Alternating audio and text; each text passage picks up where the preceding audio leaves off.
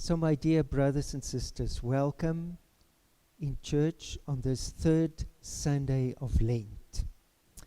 And I bless you as I invite you to be open for the touching and the blessing of God through this service. He is the loving, kind, generous, good, and faithful God. He will never forsake you.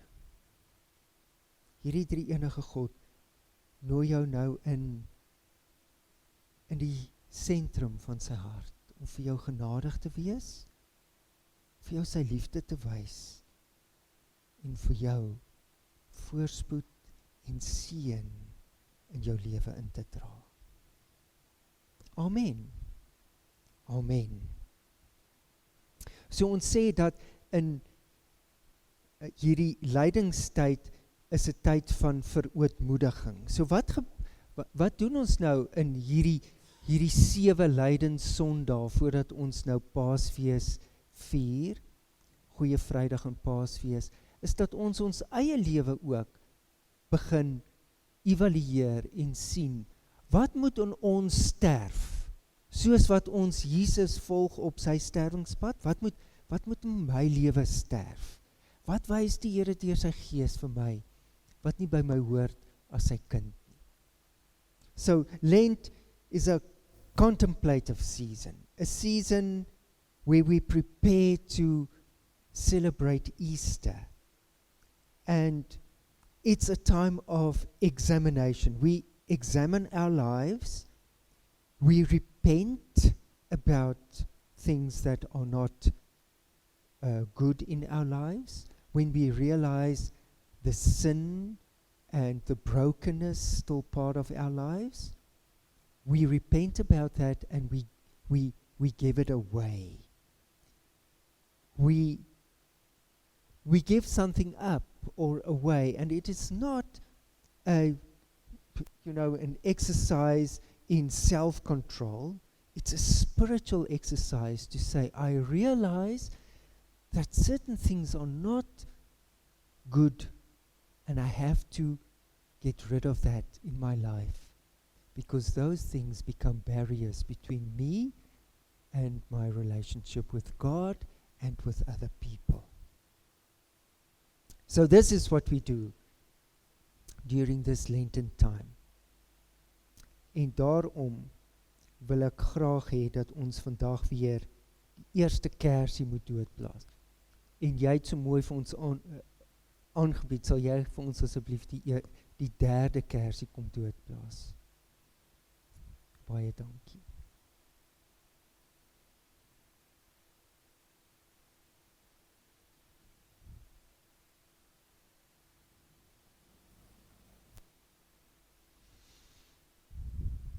So, terwyl ons dan nou die geleentheid het om saam voor die Here ons te verootmoedig, kom ons luister na Andries wat vir ons hierdie baie besondere lied sing van die Here lei ons nog al die pad, en as ons na hom verlang, dan kom verander hy die dinge in ons lewe. Hy kom maak dit net.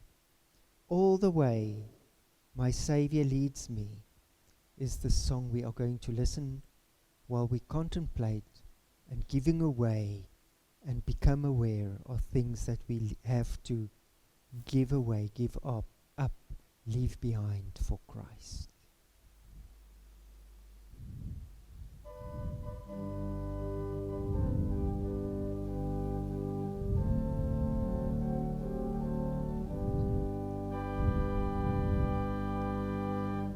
Al die pad lei hy my heiland, wat verlang my siel dan meer, het ek al aan hom getwyfel, wat my voorloop keer op keer.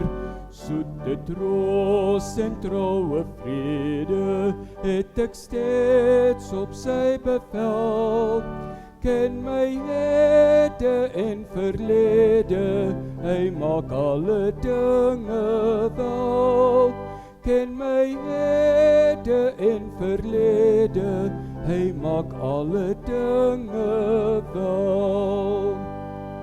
All the way my Savior leads me, cheers each winding path I tread, gives me grace for every trial, feeds me with the living bread. Though my weary steps may falter, and my soul athirst may be, gushing from the rock before me, lo, a spring of joy I say. Gushing from the rock before me, lo, a spring of joy I see. Al die pad lei hy my heiland, troos gee hy tot in die dood. As ek swak is in beproewing, sterk hy my met hemelsbrood.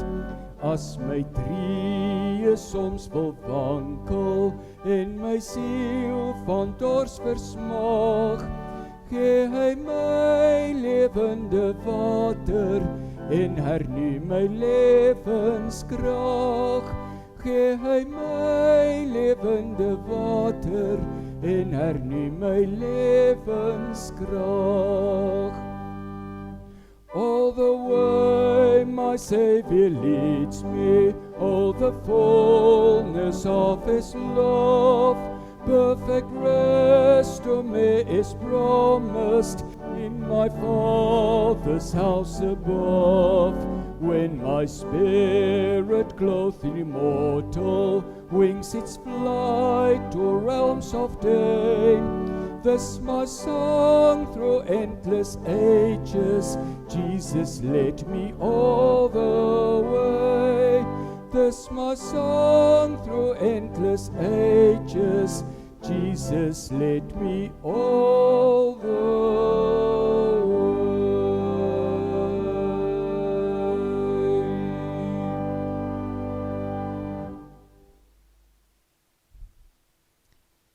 Voor ons vanmôre se skriflesing gaan doen, dit kom uit 1 Korintiërs hoofstuk 1 vanaf vers 18 tot 25. Gaan ons eers vra dat die Here vir ons seën.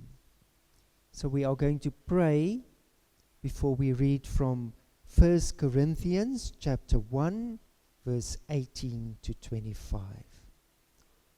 Let us bow our heads.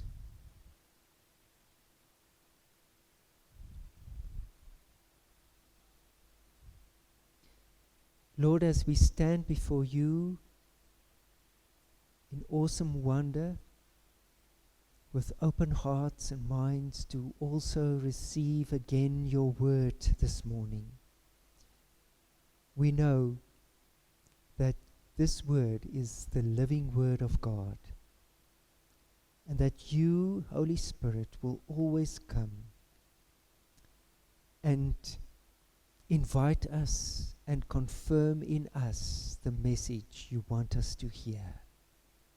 As we follow Christ through this Lenten period, give us the hope and the courage of faith in Him and Him alone, while we read your word and contemplate on that.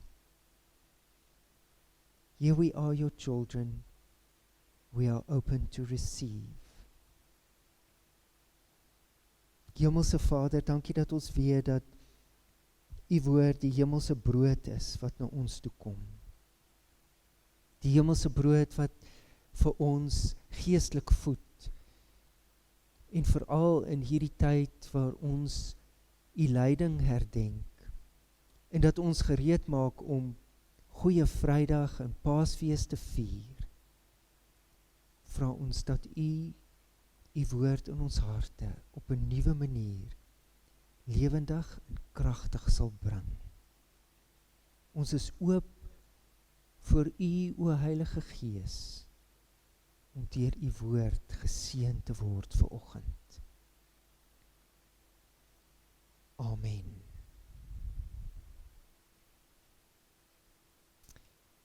Christus is die krag en wysheid van God.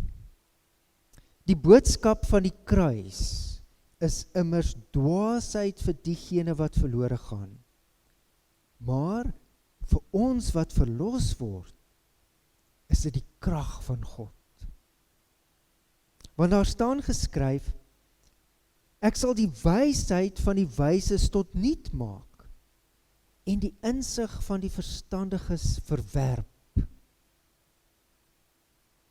Waar is die wyse man? Waar die skrifkenner? Waar die redevoerder van hierdie wêreld? Het God dan nie die wysheid van die wêreld dwaasheid laat word nie? Trouwens, deur die wysheid van God het die wêreld hom nie deur hulle wysheid leer ken nie. God het verkies om hulle wat glo te verlos deur die dwaasheid van die verkondiging. Die Jode vra tekens en die Grieke soek wysheid. Ons egter verkondig 'n gekruisigde Christus. Vir die Jode is dit 'n struikelblok en vir die nie-Jode 'n dwaasheid. Maar vir diegene wat geroep is, Jode sowel as Grieke, is Christus die krag van God en die wysheid van God. Want die dwaasheid van God is wyser as die van mense. En die swakheid van God is sterker as die van mense. The message of the cross is foolish to those who are headed for destruction. But we who are being saved know it is the very power of God.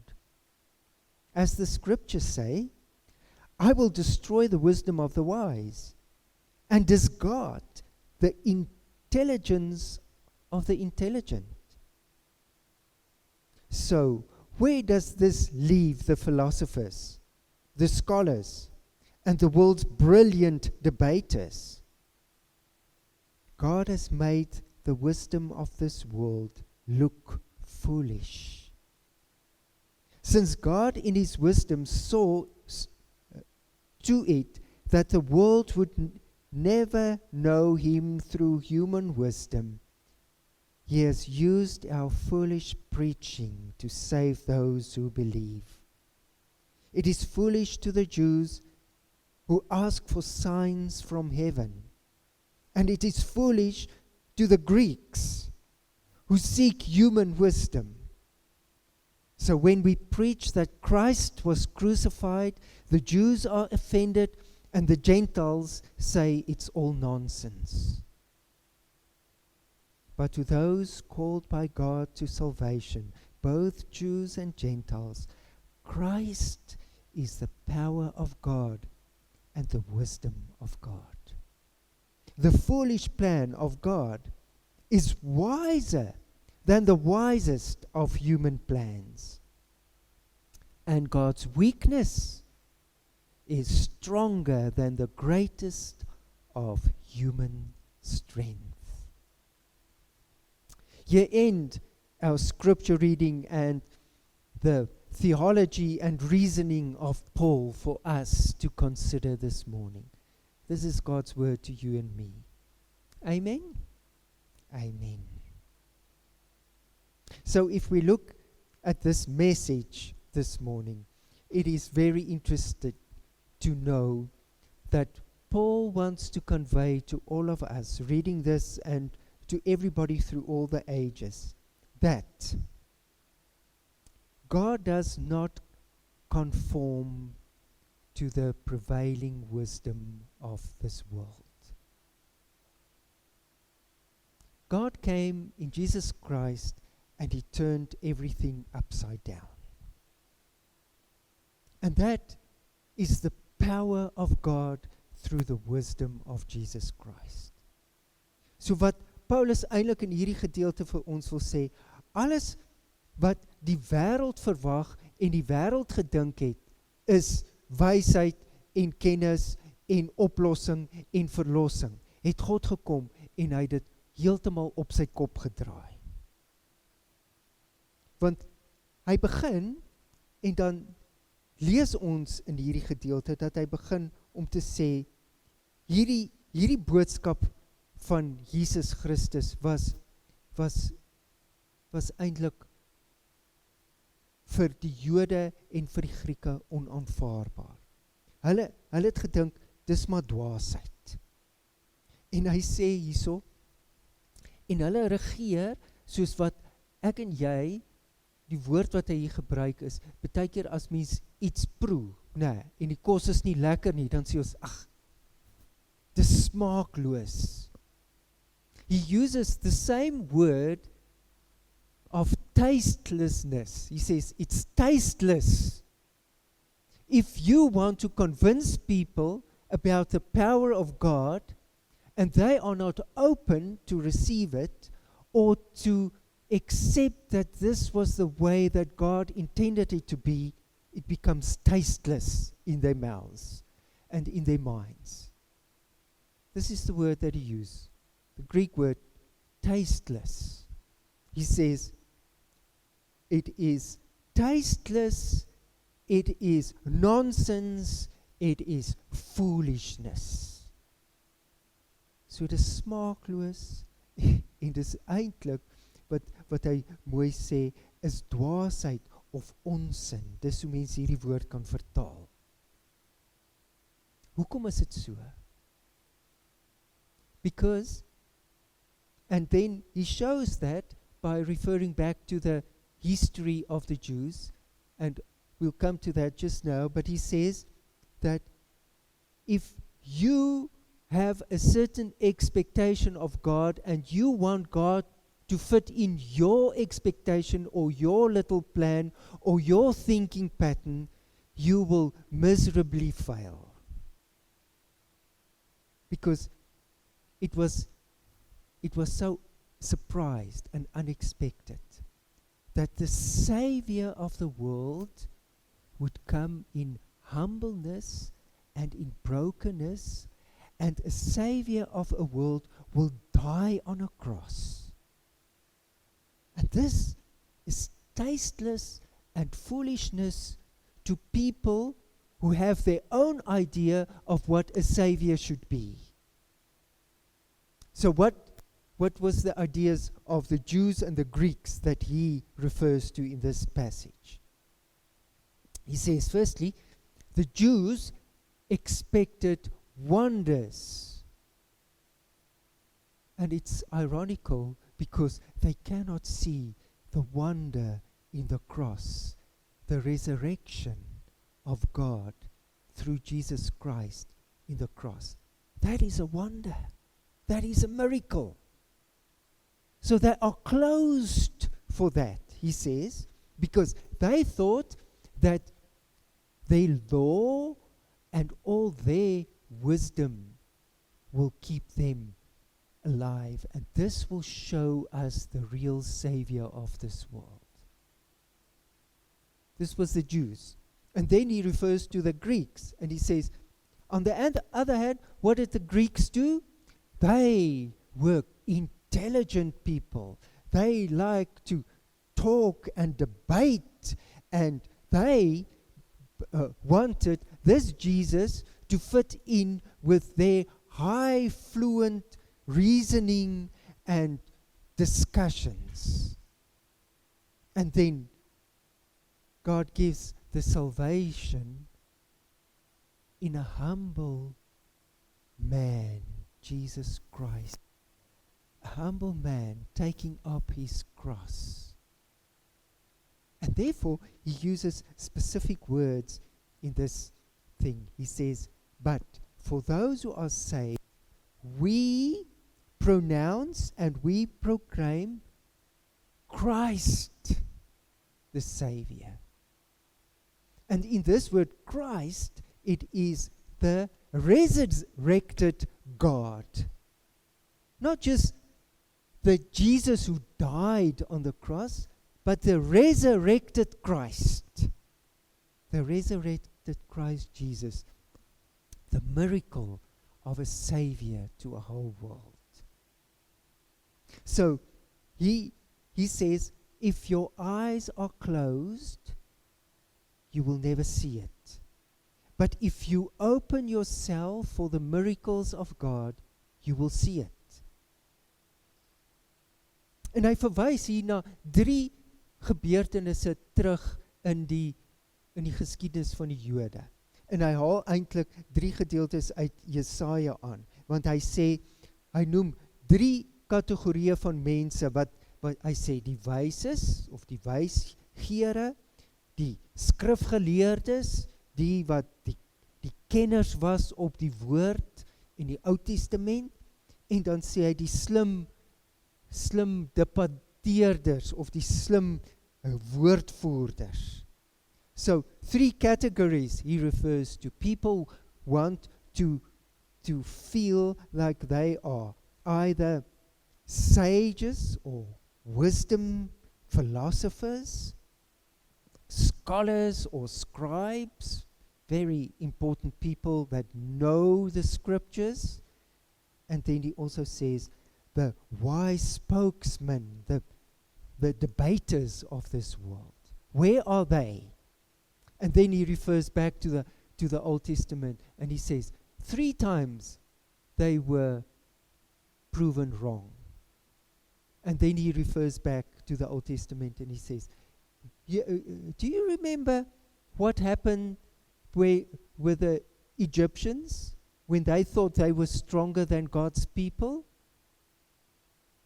They were conquered. And their wise people, they proclaimed that they are in control.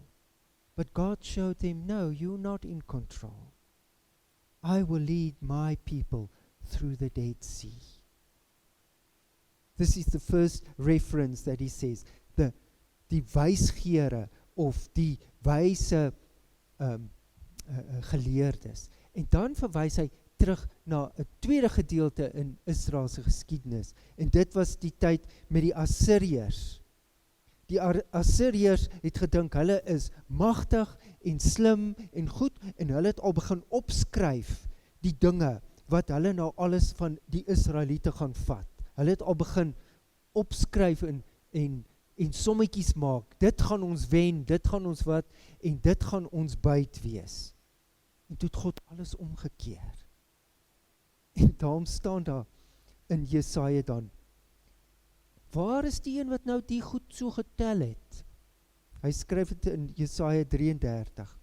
Nadat God Jerusalem uit die hand van die Assiriërs verlos het, het die profeet gesê, waar is die een wat so getel het en al die goed geweeg het wat hy nou gaan kry?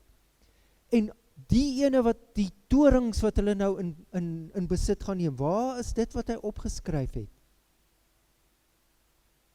God het alles op sy kop gekeer.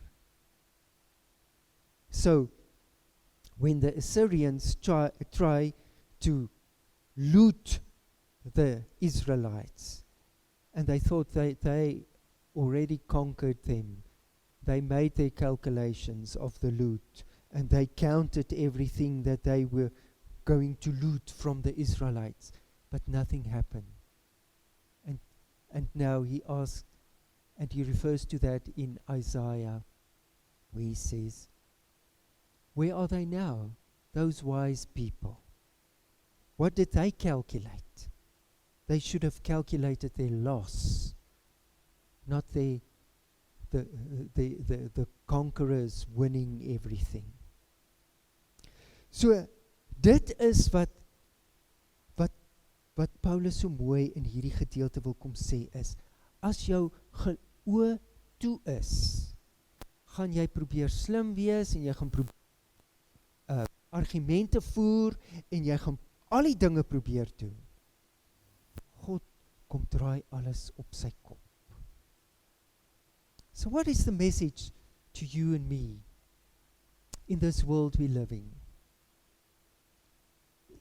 Is it not also very apt and apparent that people in our days also want to reason and understand everything and try and convince you with their intellect and all their arguments?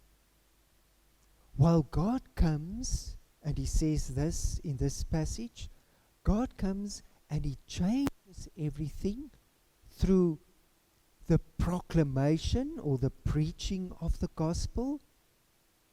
And that touches you and your heart in such a different way that it goes beyond your thinking, because it encapsulates your whole life and it brings meaning that no reasoning and no intellect can do, because he grabs you on a spiritual level.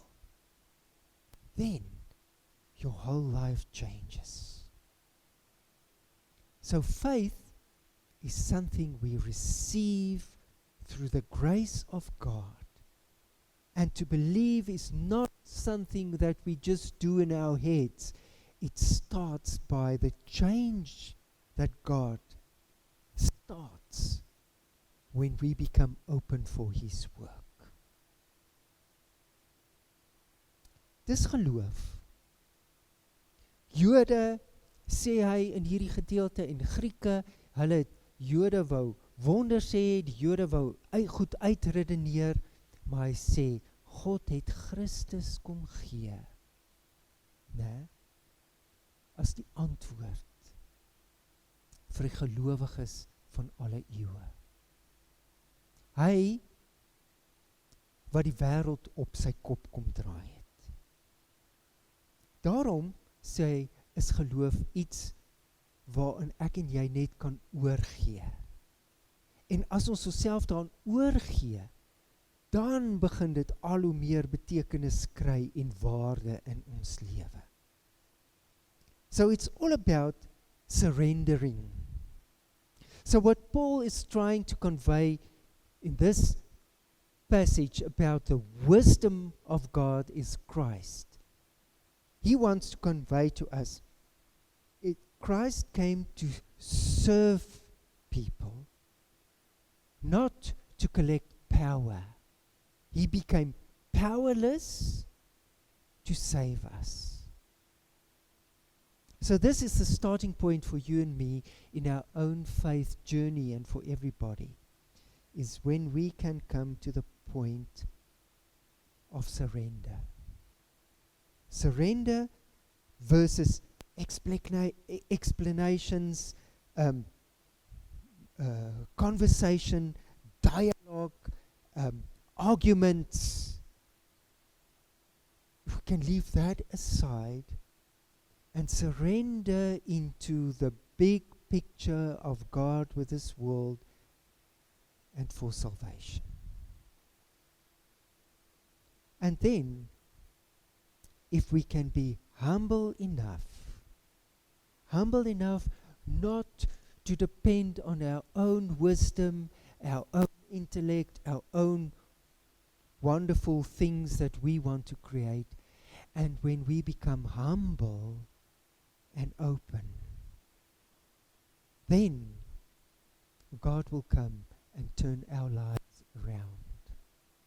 Then God will enter into our lives, and Jesus will start changing the things that is necessary for us to have a permanent, constant relationship with the Almighty God. So dit gaan oor diens in plaas van mag. Dit gaan oor oorgawe in plaas van beheer. Dit gaan oor om oor te gee aan God in plaas daarvan om alles te dissekteer en te verstaan en uit te redeneer en wat ook al. Asof ons God in 'n teorie of in 'n redenasie kan saamvat. Hy sê nee, ek en jy moet so die beheer kan oorgee, dat ons sê, dat ons die gekruisigde Christus in ons lewe innooi. And then, our faith will not become exclusive like the Jews and the Greeks, because they say it was only for us. Then it becomes inclusive, and then we see the loving heart and the loving kindness of God in Jesus Christ for the whole world. And it doesn't matter who you are, where you were born, what your religion was, what your ethnic background is, whatever how you define yourself. It becomes all inclusive because it's the one God inviting us into the biggest salvation of all. Him sending his Son to die on a cross for everybody. And this is the most famous text in the whole Bible. For God so loved the whole world that he gave his only Son.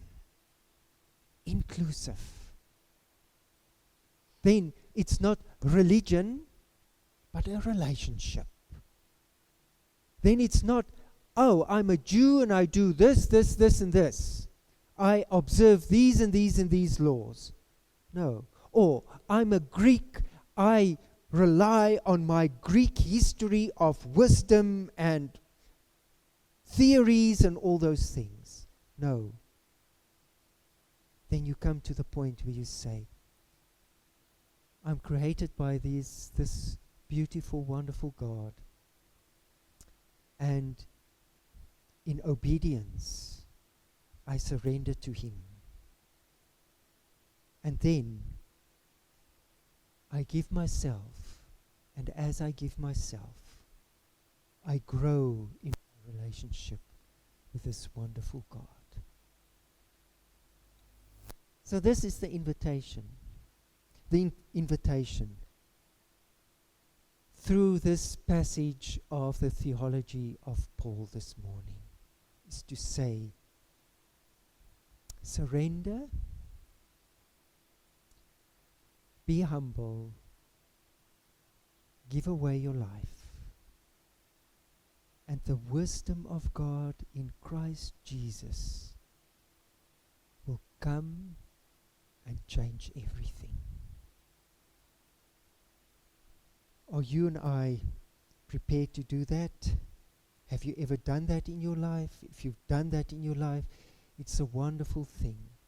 And then, as we continue on our journey in Lent, we can continue surrendering everything to him, all to him, always to him, because he is the Christ, the wisdom of salvation. Amen. Amen. Kom ons dank die Here vir sy woord.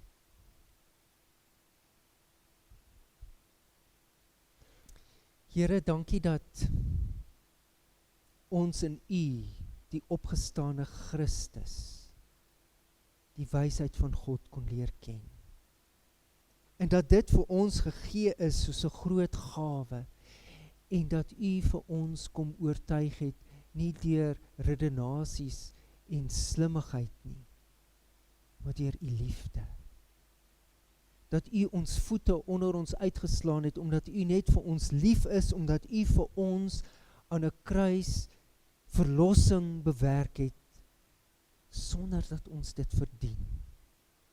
Sonder dat ons op enige iets kan roem, maar net in U.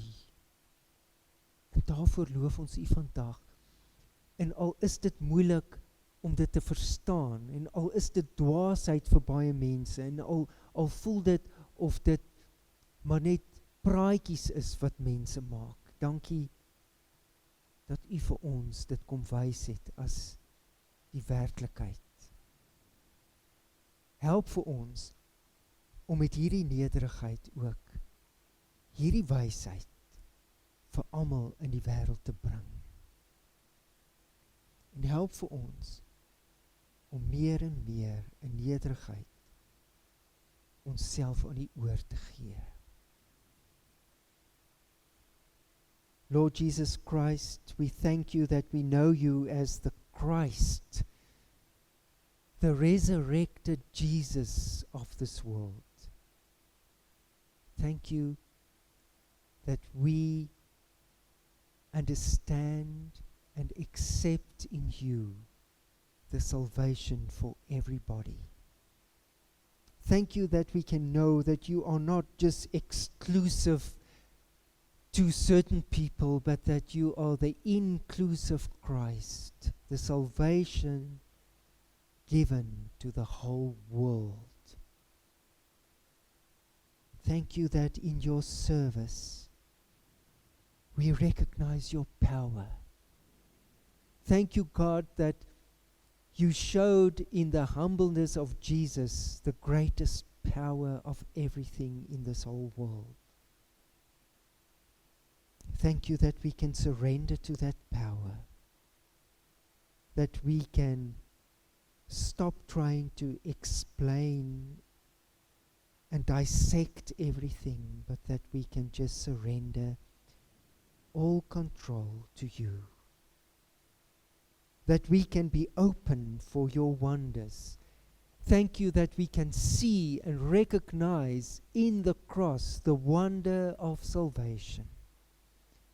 And thank you that this changed us completely. Continue with your changing work in our lives as we follow you this Lenten season to the cross of our salvation. Amen. Our closing hymn is the beautiful thing, above everything, above all powers, above all wisdoms, above all nature, above all created things, and all the ways of men, Jesus Christ was given to us. Meer as ooit, bo alles, verder as alles, is die wysheid van Jesus Christus, ons verlosser.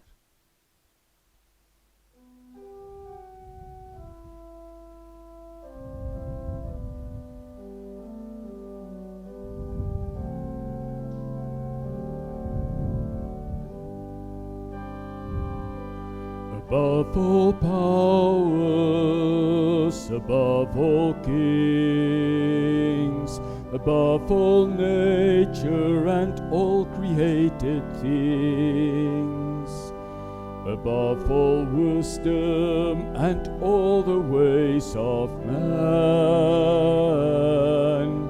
you were here before the world began. Above all kingdoms, above all thrones, above all wonders the world has ever known, above all wealth and treasures of the earth, there's no way to measure what you're worth. Crucified, laid behind the stone, you love to die, rejected and alone like a rose, trampled on the ground. You took the fall and thought of me above all.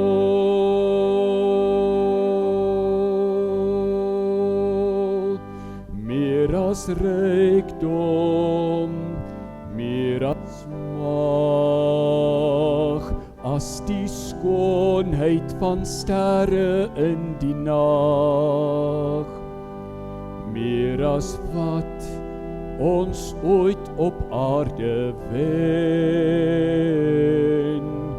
is dit werd, o Heer, om u te ken. Meer as silwer, meer as geld, al die blomme, die diere in die veld. Meer as dit, so eindeloos veel meer, was die prys wat u betaal het, Heer. Aan 'n kruis en in 'n graf van steen, u leef en sterf, verworpe en alleen Immanuel, u die God met ons,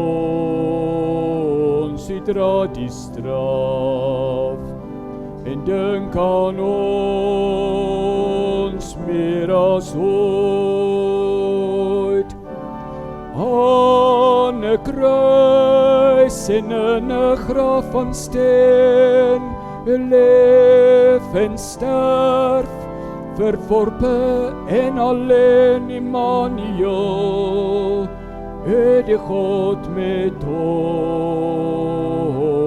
u dra die straf, en dink aan ons meer as ooit.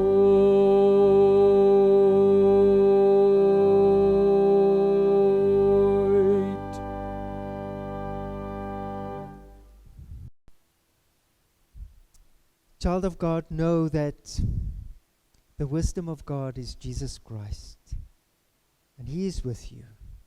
He will never forsake you. He will always be the Savior of your life. Die wysheid van God is Jesus Christus, liewe kind van God. En hy het verlossing gebring. En hy trek jou deur sy liefde in hier verlossing in. En hy sal jou nooit los nie. Amen.